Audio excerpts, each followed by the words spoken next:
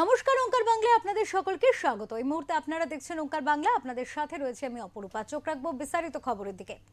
যদি বলা হয় 1.5 মাসের বাচ্চাকেও আসতে হলো এসআইআর শুনানি কেন্দ্রে, তাহলে বোধহয় ভুল বলা হবে না। হাওড়ার শ্যামপুর 2 নম্বর ব্লকের 16,000-এরও বেশি মানুষের নাম শুনানিতে ডাকা হয়েছে।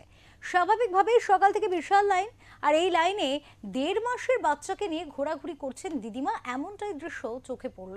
কারণ ওই বৃদ্ধার মেয়ে অর্থাৎ বাচ্চাটির মা হিয়ারিং এর জন্য এসেছেন, তাই শিশুটিকে সামলাবার দায়িত্ব বর্তেছে ওই বৃদ্ধার উপর।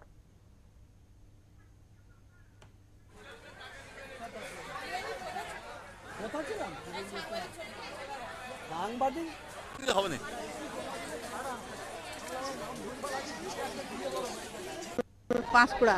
এখানে কেন এসেছেন? ও যে মেয়ের হিয়ারিং আছে, আমি মেয়ের মা। বলে কে আছে আপনার? মেয়ের ঘরে মেয়ে হয়েছে 1.5 মাসের। মানে নাতনিকে নিয়ে হ্যাঁ, হ্যাঁ। নাতনিকে নিয়ে এসেছেন, তাই হ্যাঁ, তো? নাতনি। হ্যাঁ, আর আপনার মেয়ের এখানে হিয়ারিং আছে। হ্যাঁ। কি বলবেন, এটা হয়দান না হয়দান নয়? না, এটা হয়দান নয়।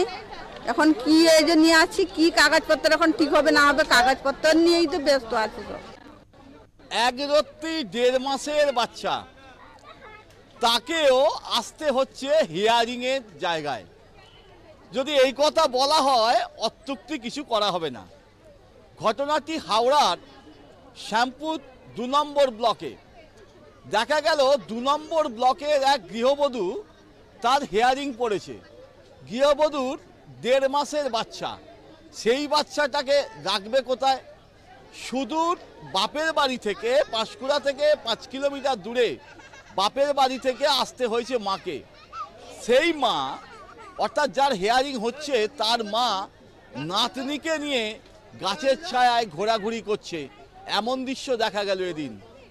উলুবেড়িয়া থেকে মনোজ চক্রবর্তী রিপোর্ট, ওঙ্কার বাংলা।